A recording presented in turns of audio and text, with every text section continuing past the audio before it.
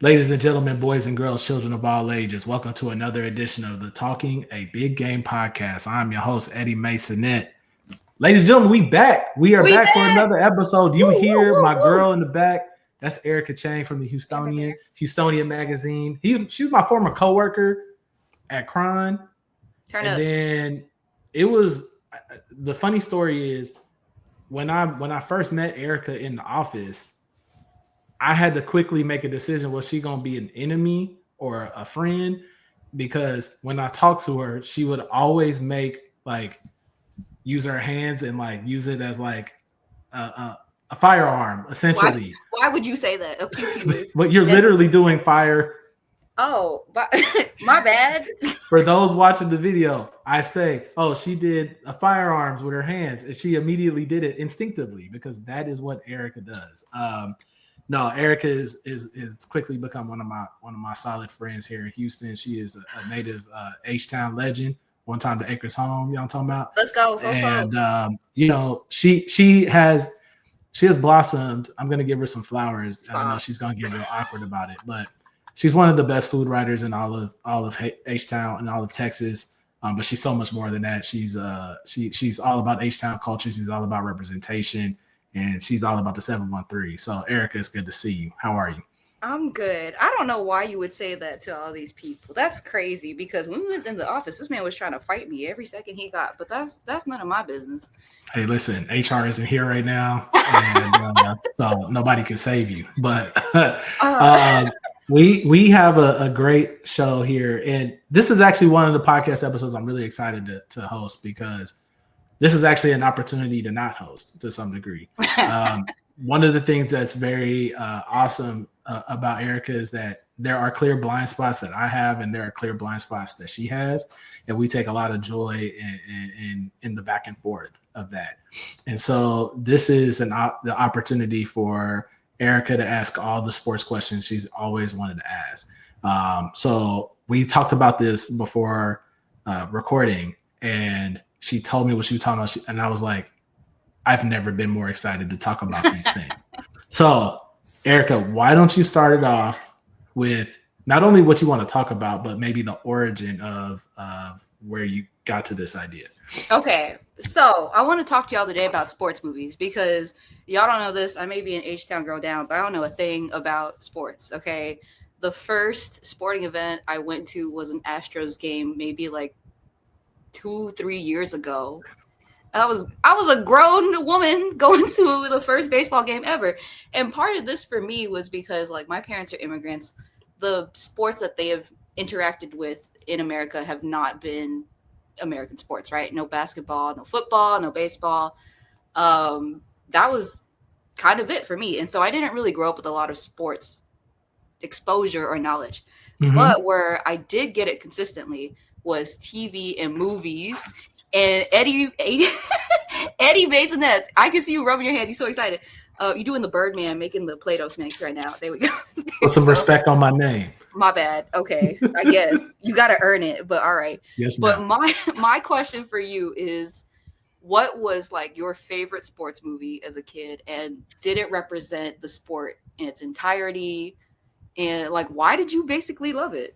Yeah, that's such a great question because there are 3 movies off the top of my head that immediately come to mind. And to answer the second part is very important because does the movie represent whatever the sport is? The answer is absolutely the hell not. And actually, I think it's something that we see in sports movies now, where there is a real major focus of authenticity and everything got to be shot in 4K, and these things feel like massive productions. Even the things that you see now on Netflix, like TV series, LeBron got his series Shooting Stars about his time in high school, and it's Wait, they've got are we talking about him in high school? What's that got to do with? Well, because LeBron has an entire empire that he's trying to create while he's still in the league, so he can maximize it before he begins his world takeover, so he can hand it over to his sons. It's a real diabolical plot. This is real life. We could save this for another podcast. Okay. So the 3 movies that I want to talk about. Let's start with one a lot of people have seen, The Mighty Ducks. The Mighty Ducks is, you could make the case, the Mighty Ducks series is the greatest sports movie of all time. Okay. Oh, I don't believe that. And that's okay. All I said is it's not to say it has to be the right answer. All I'm saying is you can make a case because it has cut through generations. Number one. Okay. Number two, it was a story about this ragtag bunch of misfits in Minnesota that had Gordon Bombay, aka Emilio Estevez, aka the other offspring of Martin Sheen. Oh, the fine one. Is he the fine one? I think he's the fine one. The other one's Charlie Sheen, right? That is a different podcast for a different day. I would just say Emilio Estevez, very well respected in the acting community, the less notorious of the Sheen kids. But I digress. Hey, down on his luck, lawyer, has to do community service, finds these kids playing in the pond, and all of a sudden this just comes together into this beautiful story. But let me be clear, like I am not saying this in a cheesy way. They had black kids playing hockey, and let's just stop the conversation right there, okay? They have black people in Minnesota. That's crazy. Well, yes, believe it or not, there are black. Actually, I think the biggest Somali population in the United States is in Minnesota. Number one. Number two, Chicago is 6 hours south of Minneapolis. Okay, and so there have always been tax benefits for people from Illinois to potentially live in Minnesota for tax benefits. Number three, Prince is from Minneapolis, so like by default, there's black people in Minnesota. But you're right. My bad. That's okay. This allows me to talk about Jesse Hall, the greatest Mighty Duck who ever lived. It's not Charlie Conway. It's not Adam Banks. It's not Fulton Reed. It's not Connie Moreau. It's not Goldberg. It's not all these people that you think you might name with the Mighty Ducks. Jesse Hall came up with one of the greatest slurs that was kid-friendly of all time. Why would you say that? Because you knew when he called you a cake eater, you were in trouble. You knew when he called you a cake eater. No, why would you say that? You needed to get your game up. But also, if he called you a cake eater, he expected more out of you because he respected you and he loved you. And you didn't just get called cake eater unless you had crossed the threshold. Okay? I think we need to get rid of this word. I think we need to bleep over it because if the mouse approves of the word, what are you talking about? Okay, no, cake eater now has a different connotation. We're not going to get into that. We're not going to get into that. Erica, we don't have to do this. We don't have to do this. See where your mind went. I'm so sorry. Eddie, where's the sport? Okay, because I'm thinking Mighty Ducks. I think this is animated. Is this animated? See, this is a generational issue. This you're showing how young you are. See, this movie began in the early 1990s, and they had this ragtag bunch go out, and they came together as a team and found a way to beat the evil empire, the Hawks. That had, like I said, they stole Adam Banks from the Hawks, and then they tried to injure my boy, and then they had Charlie Conway do the triple D, hit it off the crossbar, dink, and it was like this Disney movie, and it was great, right? Okay, but then, wait, what? Interjection question here. You are from the South. Why do you care about ice hockey? That's the point. You're actually making my point for me. There is a generation. Now I am an elder. I'm 42 years old. Okay. And there are people of my generation from California, Texas, New York, Georgia, Florida. You know what I'm talking about? Georgia. That love the Mighty Ducks. Okay. Donald Glover came out and said a long time ago, like, yo, Mighty Ducks did something to me. Okay. Like this movie really cut through for a lot of people. And I think one of the things that's important is there was representation in the film. You had Goldberg. Like Goldberg was this chubby Jewish kid that was playing goalie. And yet I was a chubby Jewish kid. I didn't even know Goldberg was Jewish for real because I didn't have the understanding that Goldberg meant Jewish, but he had olive skin. He was basically a light-skinned dude. And I was about 23 years old. So I realized like, oh, he wasn't black. Okay, cool. But you know what I'm saying? Like, so you had Goldberg, husky kid. His mama definitely shopped in the husky section at Real. Walmart, right? You had Jesse Hall and Toby Hall. There was brothers. There was another brother, Toby Hall. He didn't get any playing time. But you had black kids. You had Connie Moreau, who you had women on the team. You had little girls on the team, which was dope. You know what I'm saying? Okay. Like, this was fire. What's up? Okay. Okay. Then they had Mighty Ducks 2. Oh my God. So also fire. Mighty Ducks 2 comes, and it's like, we gonna take the Mighty Ducks team and we gonna send them to the Goodwill Games. And at this point, there needs to be an understanding that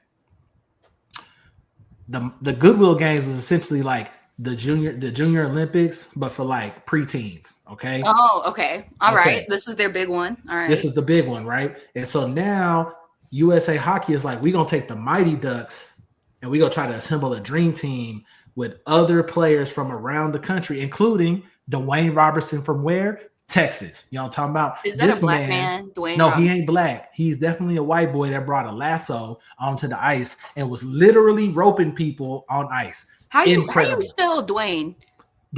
D-W-A-Y. That's a white man? Okay, that's a great question because people forget that there are certain names. Dwayne is a good example. Dwayne, Jerome, Antoine. These are not names that initially belonged to black people. But I do think white people decided y'all can have it. Do you want to know whose name Jerome? Is it a white man?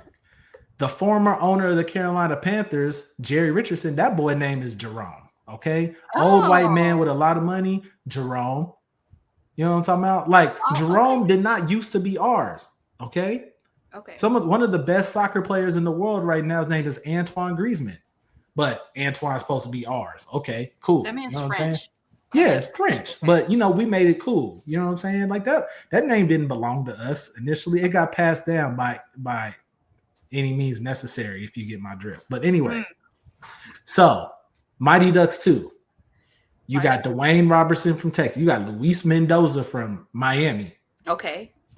He's the fastest skater in the world, but he can't stop. Okay. You know what I'm saying? We got Ken Wu from San Francisco, figure skater. We got we got people. Okay. Yo, people. Ken Wu, I ain't gonna lie. If I'm gonna be totally honest, Ken Wu was dope, but he was like maybe 4'11", and they had him pirouetting near the ice and doing triple salchows and everything in the air. Triple Lutz. I think triple Lutz is the appropriate terminology for figure skating. He was a figure skater. He was a figure skater. Okay. And they put him in hockey. They put him on the hockey team. It was crazy. Interesting. Right? Okay. Yeah. And then they had Dean Portman from Chicago, who basically was a man-child, and they wanted to make him smoke cigarettes, but it's Disney. They couldn't do it. So but he was just he was basically a bully. He was beating up people and stuff. It was crazy. He teamed up Fulton Reed, became the Bash Brothers. Anyway.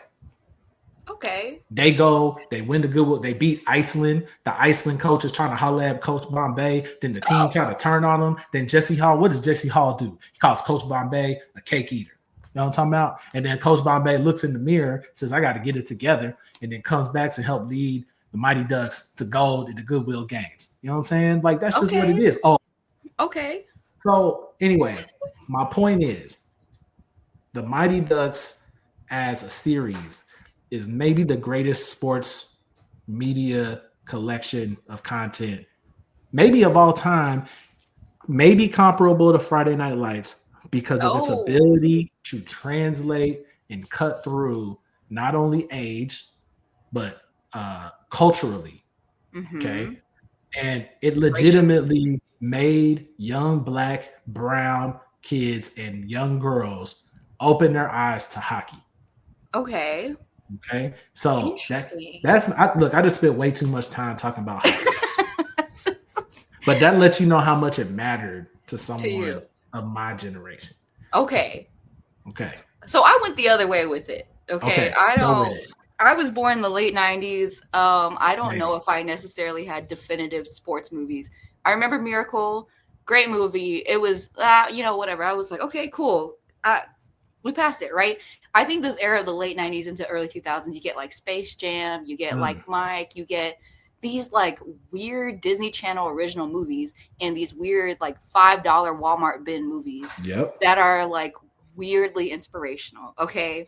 I love a $5 movie. Let me say that. Yep. You don't pay no attention.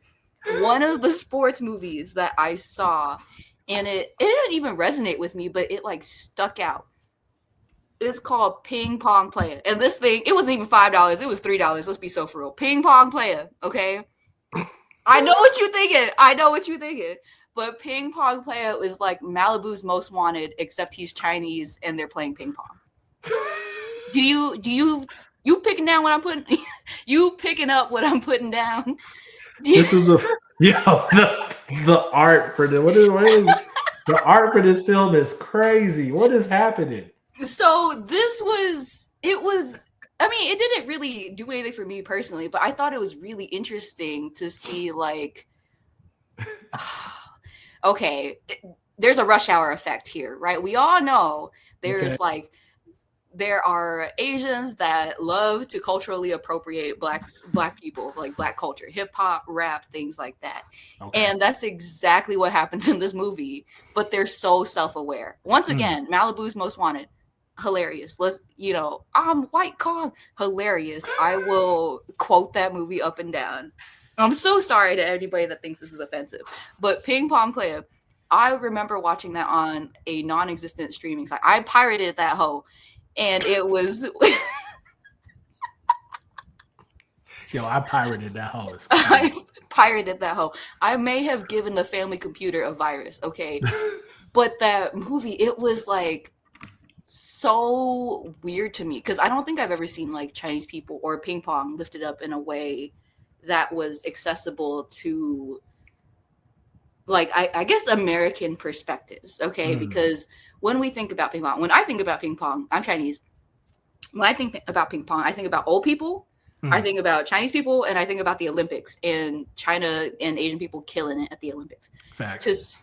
Facts. To see this movie was wild because you have this man who I think the plot is he wants to be like an NBA star. He wants to be good at basketball, but unfortunately he's Chinese and he's not Yao Ming. So he's like, I don't know, 5 foot something, right? He's kind of short. He loves wearing like sports jerseys. He loves listening to hip hop and rap. And then he finds out the sports that he excels at is ping pong. And so you already know where this is going. So he's bringing the I don't even want to say culture because that's not. It looks like he has a Rockets jersey on in this video. I'm not gonna lie. I'm looking at it. It looks like 2001 Rockets jersey. If I'm being honest. Yeah, I mean, I think that correlates, right? Like, is that like when Yao Ming is kicking up? I think that's when this movie came out in 2007, so it's very possible that this is a Yao Ming jersey that they're trying to.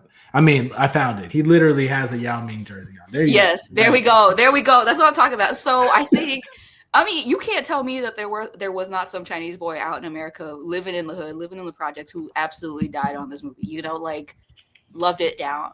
And for some reason I felt that was like representative in a weird way, maybe not in like appropriating culture, but it felt like very self-aware, right? I'm somebody who's like, we Asian, I grew up in the hood of Houston and Erica Cheng was 4-4, but I said 4-4. I pronounced the R. My bad. Fofo. Wow. But, hard R. Oh no. Stop!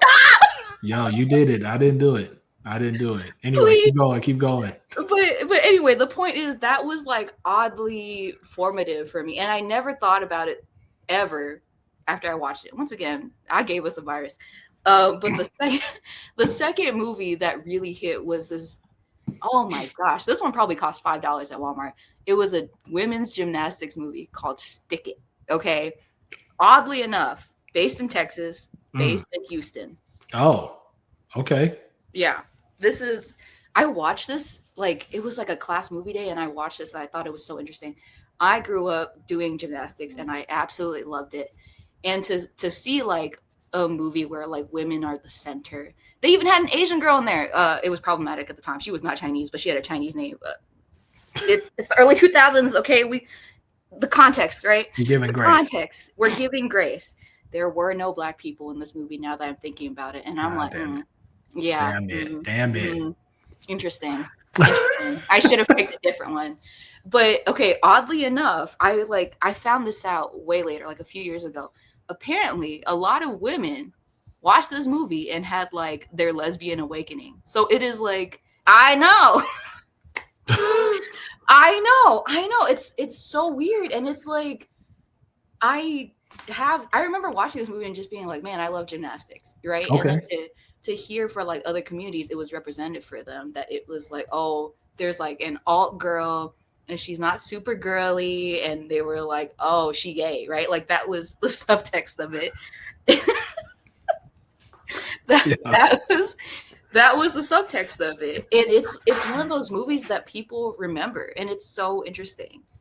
So what's interesting in this is I actually see the through line between Mighty Ducks and the two movies you called out, because what you noticed, what you immediately stated in both was one, representation, two, sports, something that you had a genuine interest in that just drew you to watching the film. Like you were basically in. Now I'm not from Houston, but I'm just guessing. You said Blue Light Special, so you were in a Kmart, a Walmart. You were in the $5 bin. You were at some type of store that had DVDs going by the wayside that they just needed to get rid of. But like if I think about my patterns of trying to find things on Netflix, like we are still trying to pick things on Amazon Prime, Paramount, Peacock, Netflix, whatever. You looking at that thumbnail and you maybe get a trailer and you're trying to make a decision on how am I going to properly Netflix and chill tonight, you know? And so, you know, well, depending on who you with, you know, I'll be lame. My wife be sitting in the bed scrolling on Instagram for 2 hours and my boy be asleep. But anyway, my point is, I think that the formula with Mighty Ducks is something that I think you're stating movies that came out 10 years, a decade after the Mighty Ducks. But having that representation, having a story that was relatable, and frankly, having a story that didn't have to be overly complicated. Like those are things that actually still resonate today. I think movies that you can easily digest and get into is real. And sports is like the ultimate like welcoming party. Like I always had this belief, especially when I first started my first media company, the Sports Fan Journal, that we kind of had an ethos of, hey, sports is the ultimate reality show. There's no reality show like sports. And I think movies and TV shows kind of reflect that. And even seeing like the movies that you pick, like, yeah, like you can see the formula and the blueprint. I have two other things I want to hit on quickly about movies. Because what I also realize is, number one, you need to go watch the Mighty Ducks trilogy. I'm not going to get too much into Mighty Ducks 3. Mighty Ducks 3 still matter. Like, first off, you get introduced to Kenan Thompson. Like, Kenan and Kel and all that is happening in this era.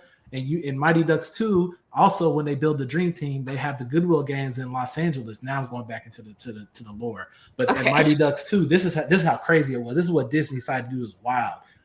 Mighty Ducks 2, they're trying to team bond, so they go rollerblading in the hood of LA. They're not really in the hood, but you could tell it's like they somehow meander to like a hood adjacent area. And you know it's hood adjacent because it's black people, right? So rollerblading. But they find a group of black and brown kids that are playing hockey on rollerblades. And this is where we meet Kenan Thompson. And Kenan Thompson shows the world the knuckle puck. And you're probably like, the hell is you talking about, lady? Right?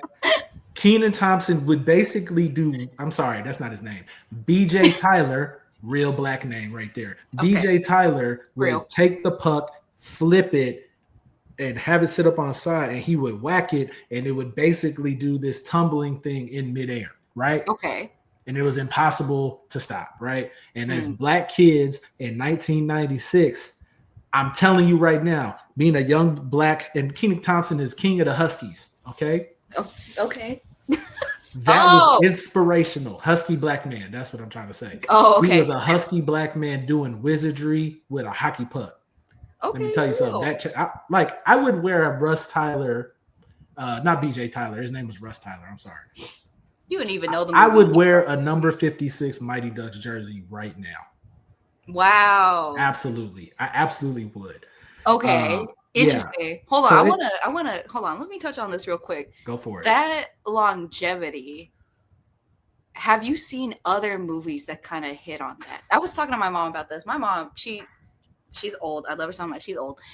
She's been alive for a while. and we were talking about sports movies, and she told me that her sports movies were kung fu movies. Okay.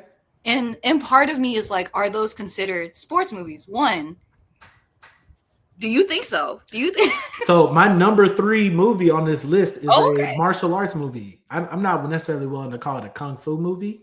Okay. But when I tell you this movie, and then I'm going to tell you the offspring of it, okay, watch this. One of my all-time favorite movies is Bloodsport. Bloodsport. Okay, that's okay. Bloodsport. So I heard this take on an IG reel a week ago, and it actually cut through. And I knew we were going to talk about this, so I wish I could give that person the credit. But the gentleman basically said, in the 2020s, we have this issue with males, white males, who have aggro issues. They don't know how to get out their aggression. They are very defensive about their capabilities of manhood, and they are taken aback by women having authority and power and these things. And so this like fake machismo that men are trying to work through, and this young males are trying to work through in this era, is really interesting. And for young men in the 80s and the 90s, we just had action movies where people got beat up, and there was like people were, there was like shooting, and I'm not saying violence, let me be clear, but like, yeah, like there was a generation of people that grew up on kung fu flicks and martial art flicks, and like Jean-Claude Van Damme was one of the biggest stars in Hollywood. Steven Seagal was one of the biggest stars in Hollywood. Bruce Willis was one of the biggest stars in Hollywood, and all they did was just go around and beat people up. But Jean-Claude Van Damme was special. Okay. Okay. How? See, this is how I know you've never seen anything Jean-Claude Van Damme, because he had a certain superpower. The history of Jean-Claude Van Damme starts is he's a Belgian gymnast. Oh, okay. He's a Belgian gymnast, okay? And he's also kind of into martial arts. And he, handsome, good-looking, olive-skinned white man.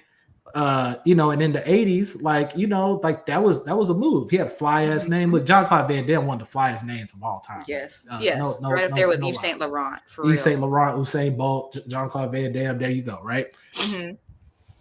And he comes into this movie called Bloodsport. And Bloodsport is basically every fighting video game you've ever played. It's Street Fighter. It's like Street Fighter and Mortal Kombat essentially are the offspring of Bloodsport. Interesting. Yes. So Jean-Claude Van Damme plays this American soldier who he becomes a soldier, but he used to train under his Shidoshi, who was this Asian man who took him under his wing because he wanted to help his son train for this illicit martial arts tournament in Hong Kong. It's called the Kumite. Okay. And so he used Jean-Claude Van Damme to train his son. So his son got to basically beat him up and prepare for the Kumite. But his son died in the Kumite, right? So Jean-Claude Van Damme is like, I want to honor you, Shidoshi. And like he wants to go, and his name is Tanaka. Tanaka's like, you are not Tanaka, like you can't do this. He's like, I want to honor you. And it's crazy, right? And it's all emotional stuff. And like he keeps doing these maneuvers where he can do the splits. Like the selling of this movie in the 80s is this man is a beautiful white man who can do the splits. And I know that probably sounds crazy, but he could do the splits. He is the greatest splitter of all time. I don't even know if that's a term or phrase, but no one has ever done the splits like this man. I'm gonna need you to log out. No, you need me to log in because I'm just getting started. So he goes to this illegal martial arts tournament in Hong Kong. Okay. And he's over there, and there's all these fighters from all across the country. Okay, all the world. Now, watch this. There's a Japanese dude named E Honda. I mean, his name is he's a sumo wrestler though, and he looks like what we now know as E Honda from Street Fighter 2. Okay. Interesting. Okay. Yes. They got the African dude who like it's really racist. I ain't gonna lie. He's like basically fighting like a monkey. I'm not gonna lie. He looks crazy, right? Okay. They got a Brazilian dude who's like doing kind of like jujitsu and Not capoeira?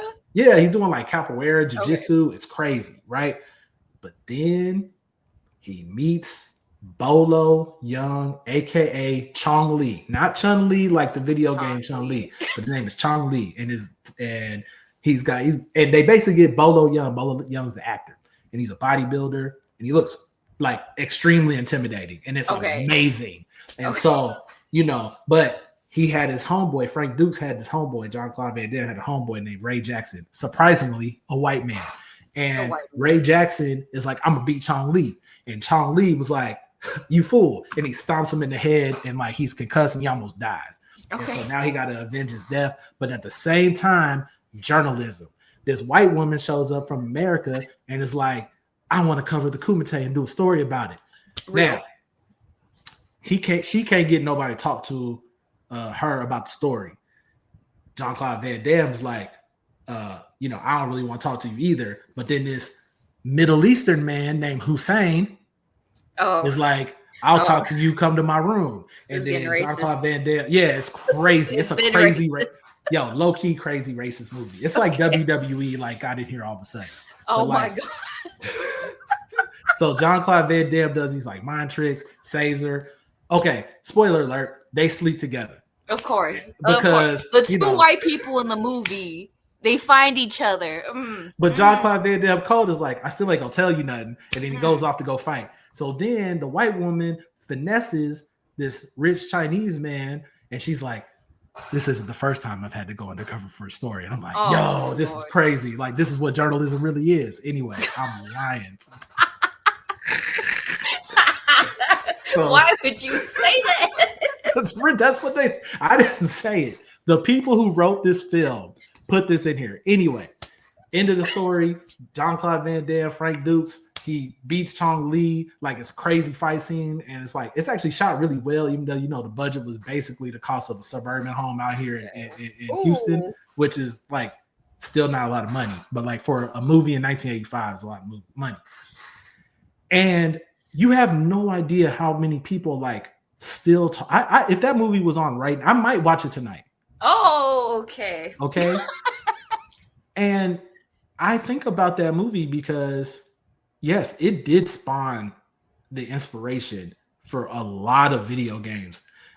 It's basically a trope at this point. Like, there's a secret tournament, and people. If you think about what Squid Game is, Squid Game is essentially Bloodsport, except they're playing games instead of a fight. There's less fighting. Okay, this is also given like Hunger Games Battle Royale. It's all in this. Like, these things are all kind of inspired to each other. So, but if you also ask me, is this a sports movie? Okay, well, John Claude Van Damme was a martial artist. There was a dude in there named Paco. Paco was dope. Paco was essentially a kickboxer, but he would cheat. So he would be like, yo, let's do this test of strength. And then he'd kick you in the face. And it was like, yo, this is dope, right? Okay. They had sumo wrestlers in there. They had jujitsu dudes in there. They had a dude that was like more like a boxer. You know what I'm saying? Like, so all right. I think it qualifies as a sports movie. I would agree. Okay, so I think there is too much physical activity in these movies to not be considered sports, right? And I think like what comes to mind when I watch a kung fu movie or martial arts movie, I think about Jackie Chan. I don't want to fight, and then he like knocks you over. I don't want to fight. No, but it's stuff like that. And by that logic, is Rush Hour a sports movie? No. Okay. No. No. Okay. There is a line though. Okay, what's to be a sports movie though? There has to be some level of like competition. The stakes of something has to be like rooted in, I think, some type of sporting event. Now, and I would say a competitive fight. Not we gonna fight in the street because you trying to take my village away from me because we don't have any money. Like so, Karate Kid is interesting. Okay. Which one? Old one or all of them? But see, I'm an OG. I've seen the old ones. Okay. Matter of fact, I just watched Karate Kid Legends. We could talk about it. It's kind of weird, but anyway, we don't have to talk about it. But Karate Kid, sports movie Okay. for sure. Okay. Here's something you need for a great sports movie though. You have to have excellent training montages. Bloodsport, excellent training montages. Karate Kid, excellent training montages. The best training montage obviously is the Rocky movies and then now the Creed movies, right? Excellent training montages. Okay. Karate Kid. All right. At the end of the day, it was always mano y mano. Yeah, one of us got to go. Okay. Okay. And the first Karate Kid is a tournament. Karate Kid 2, hey, loser leaves the village. You know what I'm saying? Because, by the way, one of the finest Asian women at that time in my life was in Karate Kid 2, who Daniel LaRusso was trying to get at. That was a fine Asian woman.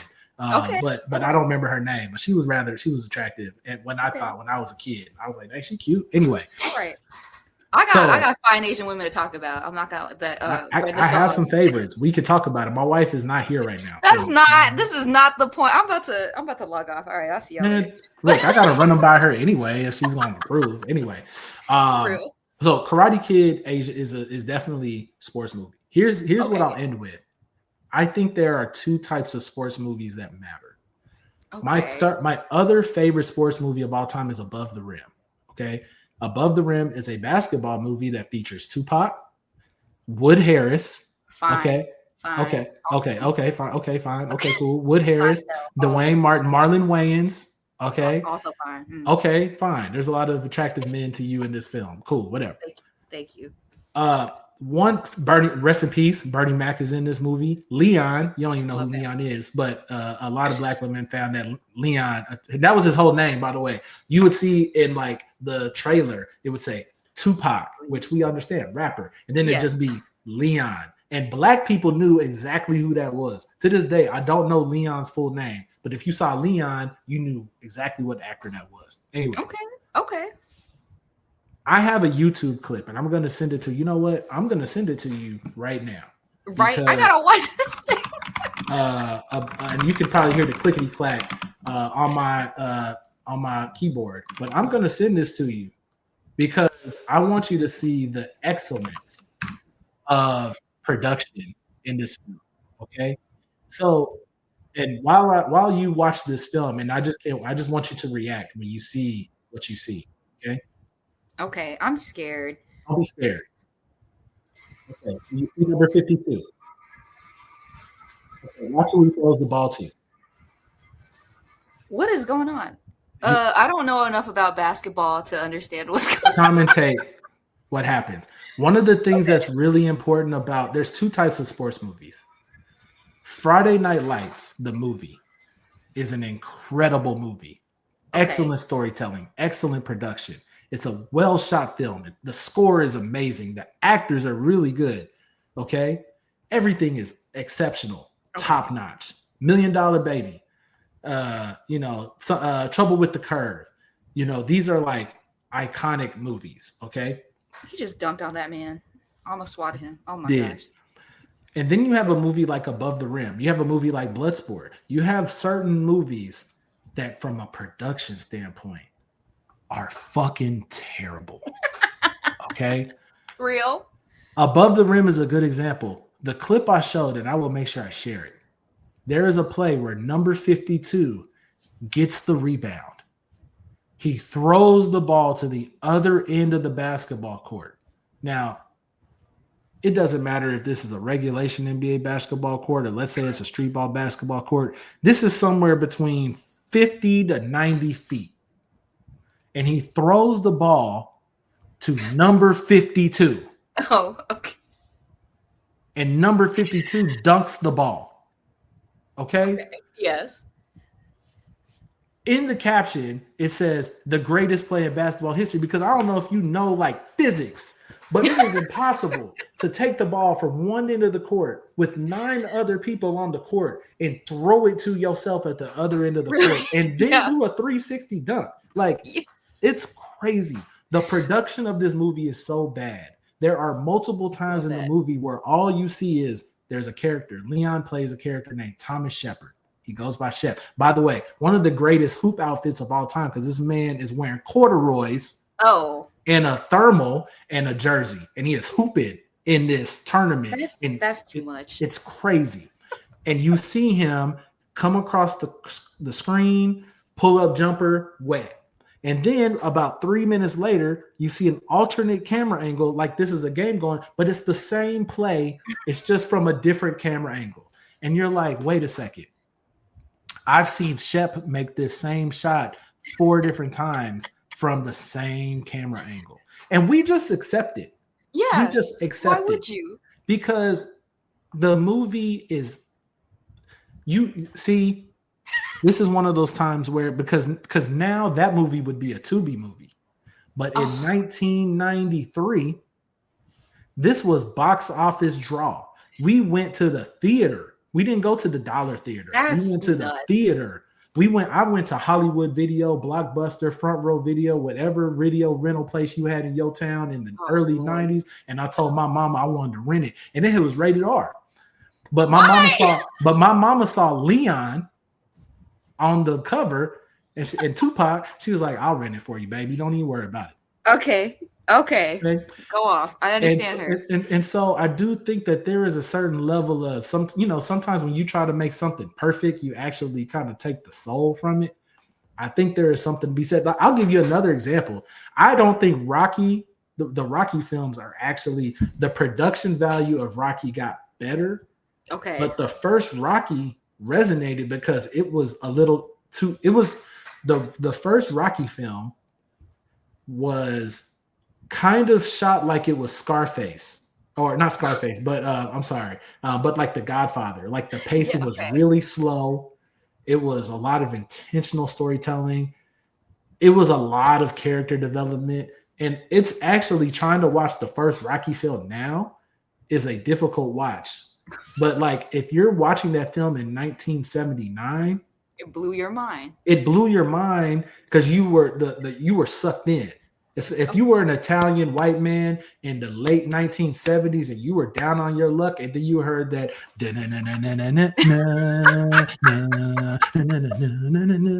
and then you seen this man punching the meat. He was punching the cow carcasses, and he was running up them steps in Philadelphia, and then he had to fight one of the most beautiful black men of all time, and Carl Weathers, aka Apollo Creed, aka the Count of Monte Fisto. Like, this was incredible. This was representation for the spicy whites, and I approve. I think everybody should have that. Spicy whites, tap in. Let me know. What is the topic du jour? Representation matters. And on that note, we're gonna take a quick break on Talking a Big Game. We'll be right back. Welcome back to Talking a Big Game. I've got Erica Cheng here with me. Erica, it's not lost on me that when we talked about doing this episode beforehand, and I said, hey, we have to spend a few minutes talking about the Red River Rivalry.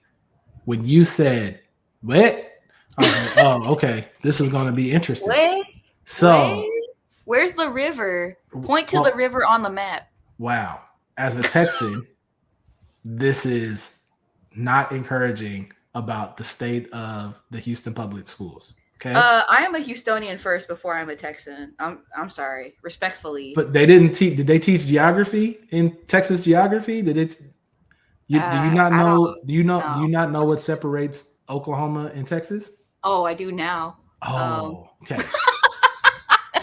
My bad. So I told her, I said, we have to talk about the Red River Rivalry. Now, the first question is, Erica, do you know what the Red River Rivalry is? Absolutely not. I would assume it has something to do with fighting, but maybe farming and waterways. And I mean, you're like 37% correct. Okay. So the Red River Rivalry, aka the OGs know it as the Red River Shootout, but we got to be a little bit more PC in this 21st century, so it got rebranded to Rivalry. But it's the annual competition between the University of Oklahoma and the University of Texas. Game. Hold on. Let me. Why are y'all watching 19-year-olds run around. This is the second most popular sport in the world in America, which is college football. My bad. Okay. Yeah. All right. Okay. And on the second Saturday in October every year, these two teams get together to play in what I would call probably one of the 5 biggest college football rivalries in the game. Okay. If clearly you've never been, but it is a game that's played somewhere between 12 and this year it'll be played at 2:30, either high noon or 12:30, or excuse me, 2:30. And they played in the Cotton Bowl. Erica, have you ever been to the Cotton Bowl? No. Okay. I don't know what that is. It sounds a little racially charged. I'm going to be honest. So my bad. I didn't realize how isolated as a Houstonian you are. But sorry. The game is held in the Cotton Bowl. Do you know what's happening in Dallas right now? This is the 3rd week of what's happening. Okay. The Texas State Fair is happening right now. Oh, Big Tex. Okay. Big Tex. Exactly. So 2 weeks ago or a week ago, the State Fair Classic was held at the Cotton Bowl. The annual, the 100th edition of the State Fair Classic between Prairie View and Grambling takes place in the Cotton Bowl. Now, I have been going to the State Fair Classic since I was 7 years old because when you were in Oklahoma, there's just not that many things to do. And so what we used to do is in one of the organizations I was in as a youth was we would take our talents, we'd make a pilgrimage from Lawton, Oklahoma to Dallas to the State Fair of Texas, and we would go watch the State Fair Classic. Okay, between Prairie View and Grambling. And when I was about 14, 15, 16 years old and seeing young women from Prairie View and Grambling, I knew that my life would likely intertwine with attending a historically Black college and understanding more about women who went to historically Black college. One time at Langston University. Okay. Hold on. Can I say one thing? I briefly considered going to an HBCU. That doesn't shock anybody that knows Erica Cheng. Yes. My bad. Elaborate. My bad. Why don't you elaborate? I just thought it'd be interesting because I'm like, how many Asian people are actually in that population? That's a good question. So, you would be shocked. I would be shocked that even at Langston University, even at Texas Southern, even at PV, even at Southern, Grambling, FAMU, A&T, Howard, Hampton, you got it, you name it. I guarantee you there was a Asian on that campus. At least one. And what people don't realize. Okay. Just like when there is a certain novelty, you realize when you were in school back in the day, and then there would be a new student that was not from Houston. Mm-hmm. In my case, it'd be in Oklahoma. See, I grew up in a military town. Mm. And so when a new student transferred in and they weren't from here, it was like what is this new thing? It was like a mutant arrived at our high school, right? Okay, for real. I'll never forget when a young lady named Stephanie from Oakland transferred to my high school. And I was like, why does she talk like that? This is crazy. And I was smitten for 3 weeks. But I didn't have any confidence or swag to talk to her like that. And what else is new? I know nothing's changed. Nothing's changed. And then she started dating a lame, and then my views of her changed exponentially from there. But okay, you know what I'm saying? But I was not mature. I wasn't mature like I am now. Okay, but the minorities that attend a historically Black college, in particular, there was a white boy quarterback who played quarterback at Langston University, who had some of the most swag I ever seen at Langston University. So much so shout out to I thought I was talking to my girl Kiana, but the homie Ross used QB1 vibes to scoop a shorty that I was trying to talk to in college. That's a true story. Hold on. None of those words were in the Bible, but okay. They weren't in the Bible, but somebody got blessed. But anyway, and I have seen Asian women at on a campus that, let's just say, they might have been indoctrinated like you have a little bit to African American culture, and they become. Let me phrase this the right way. We got Let's slow our rolls a little bit. I would just say that I'm saying there were Latino women, Asian women, there were white women there, there were white dudes there were Hispanic dudes, Asian dudes there. I don't know how it worked for everybody, but I'm just gonna say if there was a certain level of cool or attraction, that person became a bit of a commodity. Interesting. Yeah, because and especially if you are a Black person that has not sampled that part of the menu, then that might have been something you wanted to pursue. But I digress because we were talking about sports. Red River Rivalry. Okay. I think that I am not surprised that you would have considered going to an HBCU. And speaking of HBCUs, yes, the State Fair Classic between PV and Grambling is held during the first week of 3 weeks of the Texas State Fair.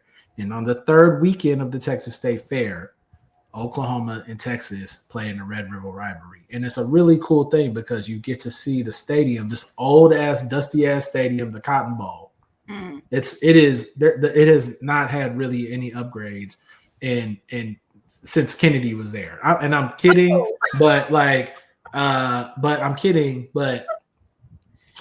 it's an old stadium. It does not have the modern proclivities of Cowboy Stadium, SoFi Stadium, insert fancy stadium here. NRG, yes. We ain't gonna talk about NRG right now, but yes, fine. Even NRG, yes. Okay. And you get into that stadium, and you see 50% crimson, 50% burnt orange, and you get to see a really cool, unique environment. Now, what you throwing up though? I could never do it. Where I'm from, we say horns down. We throw horns down. Yeah, we don't mess with Texas like that. Wait, is this a King of the Hill episode? There's probably a King of the Hill episode where they talk where Hank Hill has not nice things to say about OU. It's very possible. Why would you say nice things about OU generally? Here's the thing. That's a very good question. And maybe the question should be, why would we say nice things about the University of Texas? Because it's one of the biggest, bestest. It's one of they be playing football. I don't really know what they got going on, but it's one of the best, and it's in Texas and not Oklahoma. What you know about that fight song? You mean the one by that white girl? What's her name? Rachel? No. The Eyes of Texas. Oh, the stars at night, they big and bright. Is that's not that one? Oh, okay. Well, yeah, I think that there's some racial elements of that song that maybe doesn't hit the same for all people. Okay, all right. And so it's something that's really been cleaned up, and frankly, it may or may not have had a connection to a Confederate general. This is your team? This is the University of Texas. This ain't got nothing to do with me. My bad.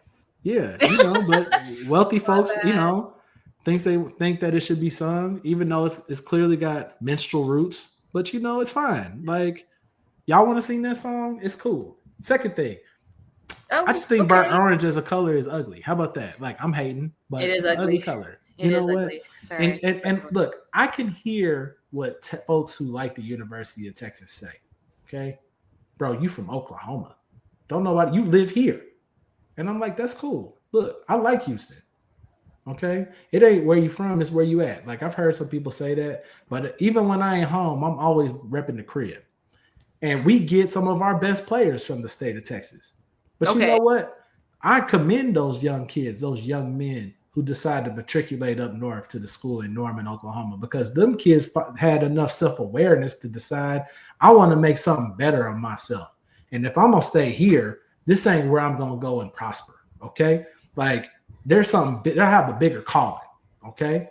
And so that's okay. That's okay. Look, more national championships, more Heisman trophies. What is that? More. Yeah, I know exactly. See, this is more opportunities to say the best college football player of this year played at the University of Oklahoma. The opportunity to say we are the best college football team in America has happened more times at the University of Oklahoma compared to Texas. The opportunity to say, hey, we whooped y'all ass in the Cotton Bowl. That's us. Now, you know what I'm saying? Like, Texas got this weird history, too, of like, man, y'all sure enough didn't really want to have black people on the team. One of the last schools in the region to integrate. Oh, yeah, the folks didn't know that either. Wait, so when did OU integrate? So that's a good question. So earlier in the 60s, Bud Wilkinson was more willing and open to bringing black players on the team. Texas, it should be noted, the last national champion, they have won national championships. The last national champion to win a national championship with all white players. That's a fact. That's interesting. That's a fact. And there was a lot of resistance to going in. But hey, man, if you want to win, put Booby in, as they said in Friday Night Lights. And who is Booby? So you need to see. We got to work on your movie game. Your sports. I'm gonna give you some homework. Okay. But this is why you need to watch that game. Okay. This game for people in the state and people from outside of it. Like people from outside the state of Texas, outside the state of Oklahoma, this is just known as an iconic, historic football game that matters to a lot of people. It does end up having real implications on what happens in the college football world. A lot of the players in this game end up playing in the NFL. I think the University of Oklahoma currently has 6 starting quarterbacks in the NFL who have played for this team in the last 8 years. Okay. The talent that's produced from this game matters. But more than anything else, if Oklahoma wins against Texas on Saturday, I just can't wait to see how sad people wearing that ugly ass orange are gonna be. And they're gonna be like, oh, I can't wait for basketball season. Oh, I can't wait to work on my golf game. Oh, I can't wait to go on vacation so I don't have to think about college football no more. Oh, it's gonna be great. And if Oklahoma loses, it's okay. I'll be right. You know what? I'm on your side for this one because I'm like, Oklahoma doesn't have a lot. They can have this. Texas, we have. Shade. Hey, what are you doing? What do you mean? What you mean? What are you doing? We don't have a lot. What are you doing? I mean, it's true, but when you ain't got to say it. Oh yeah, that's why y'all care about this so much. Let's be real. But that is true. Hey, hold on. That's what you just said. Okay, so the governor of Oklahoma. Okay, everybody understand. If you want to understand why the University of Oklahoma is a powerhouse blue blood college football program, understand that in the 1930s, what happened? It was the 1920s, the Great Depression, the 1930s. Everybody knows the movie Grapes of Wrath. And at that point, and that's okay, do your history. When this movie came out in the 30s, chronicling the Great Depression, okay, being called an Okie was a slur. I've used that. We've kind of joked about the word slur, but if somebody called you an Okie, they were basically calling you a Bama. They were calling you the lowest form of poor, okay? And so being from Oklahoma in that time was you were down bad. It had such a negative connotation to being from Oklahoma. And so the governor of Oklahoma and the leadership of the University of Oklahoma, they did this novel thing. They were like, how can we fix the brand of this state? I got it. We're going to pour all of our resources into the football team. This should be a movie. Wait, is this a movie? This is real life. This is real life. And starting in the 40s, going into the 50s, they started pouring tons of resources into college football. But you have to understand and ask the question, why would they do that? Because college football and sports is one of those things that if you're really good, you can get on the front page of the New York Times. If you're really good, you can go show up and play Notre Dame, Army, USC, Alabama. You can take your brand and program and take it all across America. And so then in the 1950s and 1960s, Bud Wilkinson, I don't know who that is. that's okay. He's one of the greatest football coaches of all time. Oh, okay. He still holds the record. Oklahoma holds the record, most consecutive wins, 47 straight wins. And Oklahoma starts winning national championships, and they become a college football institution. Okay? Okay. Now, they get to the 80s. Now, this is where the story gets cool. And I would actually do a whole other podcast where I would also just contend that I think the 1980s is the greatest generation, the greatest decade of the last 120 years. Whoa. Okay. From a fashion standpoint, from a music standpoint, from a drug standpoint, from a sports standpoint. Real? Okay. All right. I'm not saying it was perfect because Ronald Reagan was president, but we ain't got to get into that. My point is, the 1980s was such a fascinating time because cable television started to become a thing. Okay. And the University of Oklahoma was so pressed about being a power, they fought the NCAA and said, we don't want you to control how often we are on television. We want to be able to program ourselves. And they won. And that allowed essentially what we see now, where this proliferation and I would call it decentralization of college football programming. Okay. And so wait, by that, do you mean that you can watch it on like a ton of different channels? Exactly. Oh, exactly. Okay. So I can turn on channel 2, 13, 11. Okay. You can watch it on any of these channels. You can watch it on college football is on Peacock. It's on Paramount. It's on ESPN. It's on Fox. It's on Amazon. CBS. It's on TNT. College football is on the CW. The CW has football games. This is crazy, right? Mm-hmm. My point is, in the 80s, the other thing was happening was they were paying players. And people were going to wild lengths. There was this thing, Erica, there was this person that had a job. His title was Bagman. And if you're like, that seems like a shady job. It was a shady job. What this man would do is he would take a duffel bag. He'd put piles of cash in it. Yep. Knock on a player's door, hand it to them, and walk away. And this player would now have $50,000 in unmarked bills show up at his house. And they would send this money hoping that this player would come to their institution. And you know who was better at this than anybody? The University of Oklahoma. Okay? Okay. So what you're saying is that OU was equitable in their policies.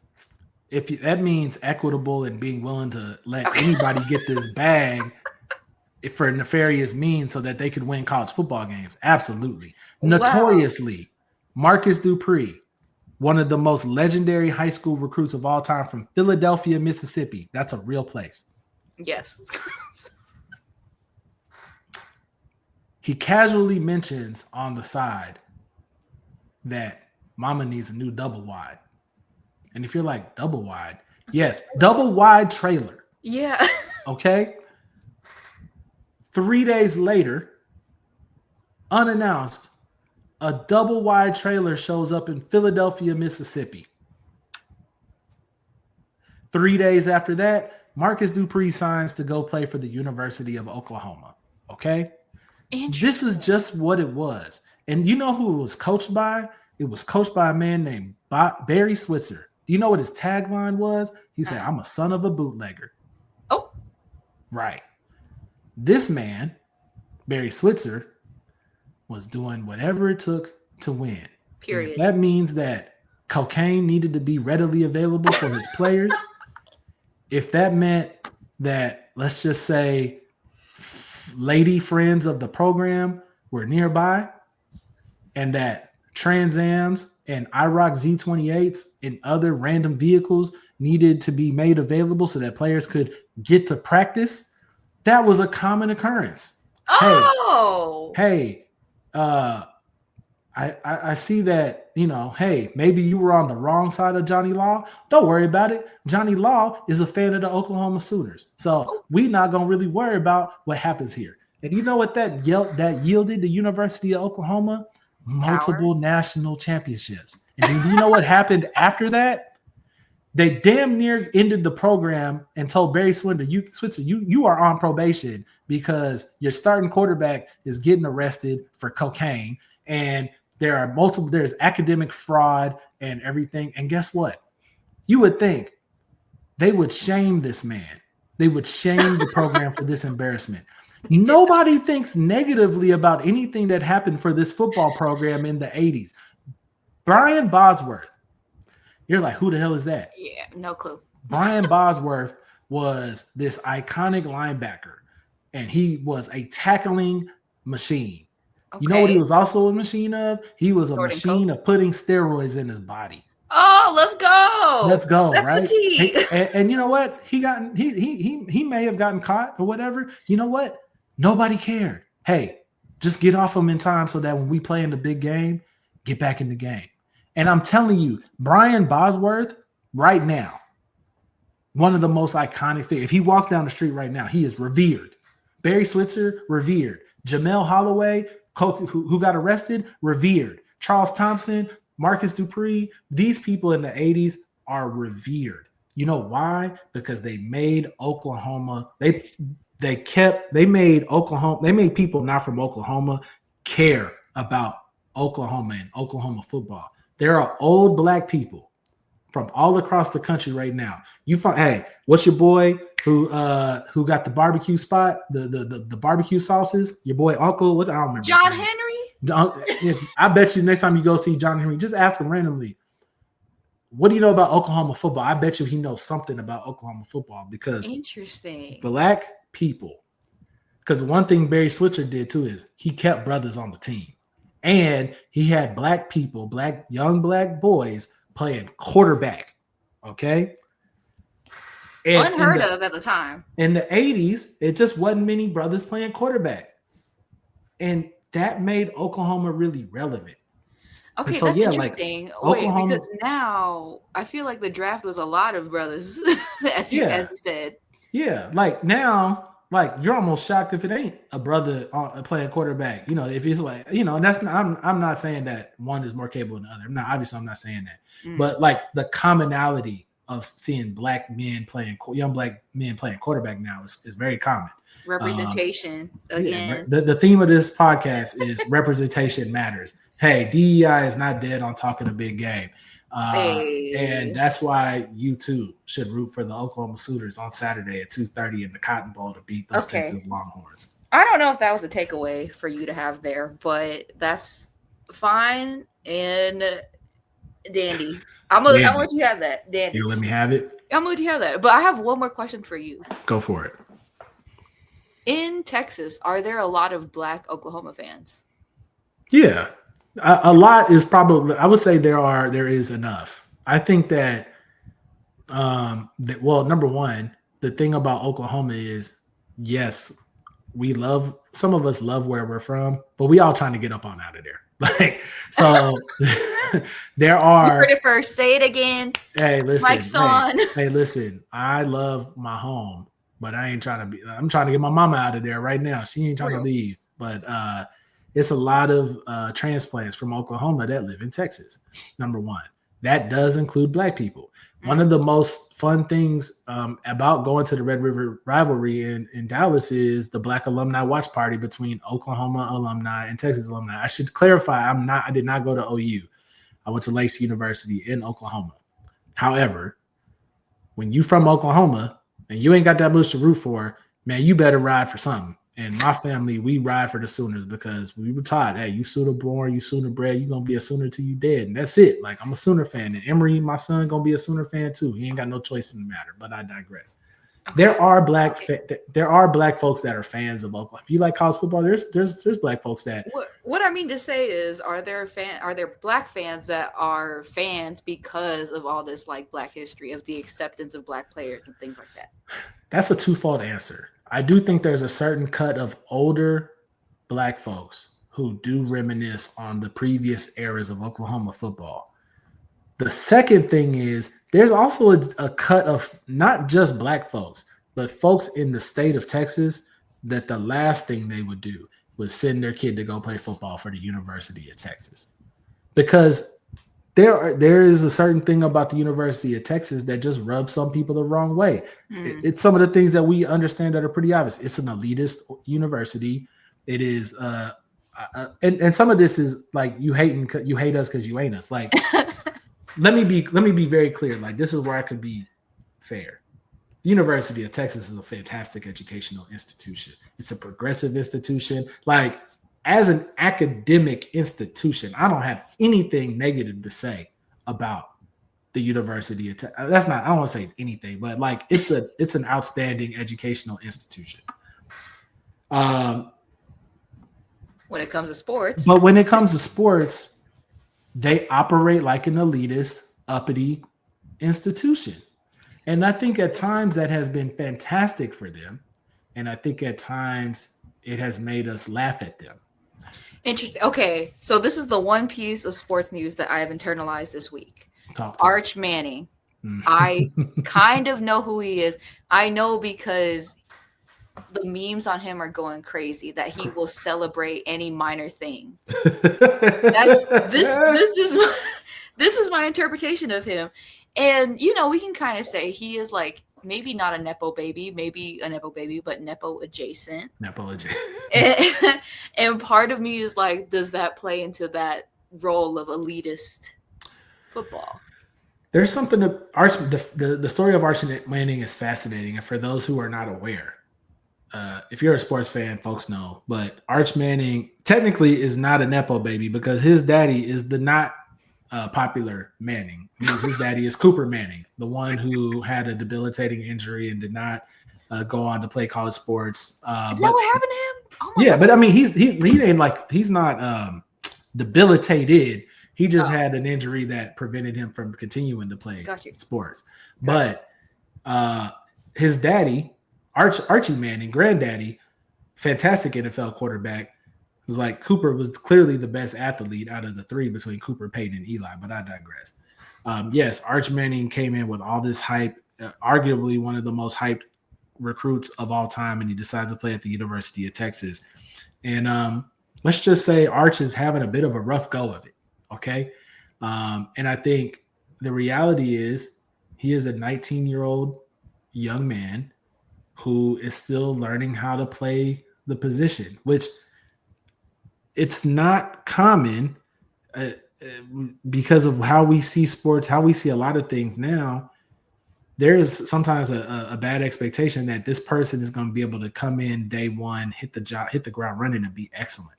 Where in reality, it does take players. It takes people in your job in any walk of life. It takes people different levels of time to ramp up and be productive. And the curiosity about all of this is like, it's not a guarantee that this person is going to hit their like whatever peak that people have. And the peak that people have for Arch Manning is greatest quarterback ever. Like because of his bloodlines, he's a third generation Manning. So the expectations are to the moon.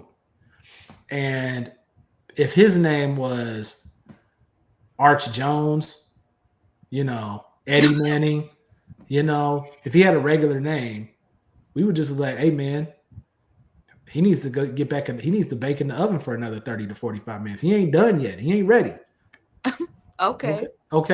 And so, when he finally beats up on lowly Sam Houston, 55-0, and now he wants to posture and beat his chest and do those things against, respectfully to my folks in Huntsville. But Sam Houston is one of the worst football programs in college football this year.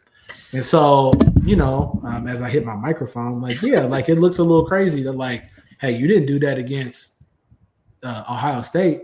You didn't do that against Florida, but now you want to do that to lowly Sam Houston, fam. You look crazy. So, you know, like Arch is remember what I said earlier, sports is the ultimate reality show. And what we're getting with Arch Manning is, it comes off like a Disney movie. Like, here's this child prodigy. Oh, he's going to be a superstar. And then he has to move up to this next level. And then he gets there and he starts to fall on his face. The one thing we know about sports, and as much as I don't like the University of Texas, I'm all in on a redemption story. And the Okay. beauty of what sports could be is that Arch Manning, with that background, figures it out. Because if he figures it out, we'll fall in love. Sports fans will fall in love with the Arch Manning story because we want to see our favorite characters struggle. It's like a good manga. We just want to see you struggle, go through the muck, learn something about yourself, have a Hold weird on. side quest, and then Did you like just come. out yourself as a weeb? Yeah, of course. What do you mean? Okay, put that back. Why? Just tuck that away. This man reading Chainsaw Man. Oh Lord. Man, where is man? He's actually reading Chainsaw Man. Listen, don't do this. Chainsaw Man is my shit. Don't do that. Okay, I Anyway. can't talk too much. I saw the Demon Slayer Hunter movie recently. I still I gotta watch it. Don't spoil it. I okay. haven't had time, and I need to watch it. But yes. Anyway, back to the point. Look, if you need a reason to watch OU Texas, go to watch the ultimate reality show that is Arch Manning. You might watch a train wreck on Saturday because you know what Oklahoma's really good at, Erica, this year? Beating the hell out of a quarterback. They're like the best at it. And I'm not joking. I'm not being facetious. I think they have literally the best defense in college football. And they are going to try to take that boy's neck off. Okay. Now I'm not being literal this time. But all right. The whole point of defense is, hey man, see ball, hit ball, right? So, and Arch Manning has the ball for Texas, they're gonna try to hurt that boy. Okay. And so there you go. Like that is the dramatics. Have I swayed you at all of potentially sacrificing 23 minutes of your time tomorrow on Saturday afternoon to watch two educational institutions battle it out on a old stadium grounds in Dallas? Okay. Quite frankly, I really preferred the history part of OU and being sons of bootleggers and stuff. That was interesting. I was into that. One day I'll tell you what being a Sooner means. And then okay. You want to hear it? You want to hear it? Sure. I feel like this is going to hurt. We're going to end on this. Okay. The Oklahoma Sooners, the name Sooner comes from the land run of 1889. Okay. Now, people understand that Oklahoma, before it was a state, was a territory. Most notably, the Oklahoma Territory was for outlaws and people who were lost to find open space. Like, hey, if you ain't got no home, you can go to the Oklahoma Territory, which was the original Wild Wild West. Okay. Also, most notably, when the Emancipation Proclamation was passed down by Abraham Lincoln and slaves were declared freedmen, the women, the Trail of Tears led you to the Oklahoma Territory because, hey, you free, but you might not want to stay here in Alabama. You better take your ass on somewhere else.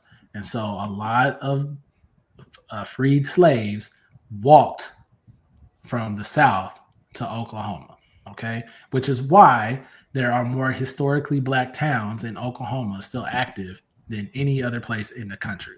And it's why the westernmost historically Black college, Lacy University, exists in Oklahoma. But I digress. In 1889, it was declared that we are going to try to incorporate this land and we're going to give people the opportunity to claim their 40 acres. Okay.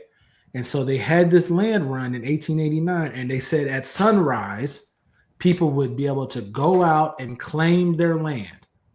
Okay.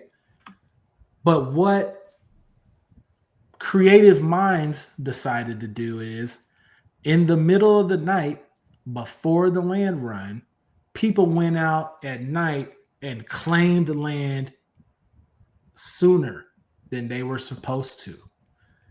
So that when the sun came up, all of the land that was like near water or that was maybe resource rich magically was already claimed. So the doo-doo land was the only option left. Look, yes, the not as desirable land. It was just somehow miraculously like this pristine land with like rainwater and like all these things was already claimed. Those people were called Sooners. which is also hilarious when I tell you that, yes, we decided to name the university over the people that basically came and stole the land before it was readily available to the public, which is also the reason why when you have a football team that was fueled by cocaine, promiscuous women, steroids, and things of that nature, people were totally okay with it because we trying to win football games and put Oklahoma on the map. Erica Cheng, Houstonian Magazine. Tell folks what you working on, what's coming up next, how they can follow you, all the things. I don't think I can follow up what we just talked about, but but y'all can hit me up on Twitter, oop_echang, and Instagram. And I'm just writing about Houston. I love it. I love writing about these unsung heroes in our city. Probably someone similar to Sons of Bootleggers and what have you. Not an Arch Manning at this point right now, but I don't know. Hear my thoughts. I'm also on this podcast. I'm gonna tell you something. This is the nicest thing I'll say. I think that you have a strong future, and I believe in what you're doing, and you don't give yourself enough credit. I even think you should probably take a foray into writing about sports more often, but that's a different discussion for a different day. Erica Cheng, thank you for hopping on the show. Ladies and gentlemen, please, thank you for supporting the show. Remember, subscribe to the podcast, share it, like it, leave a review. 5 stars is always better than no stars. And we will see you next time. We're out.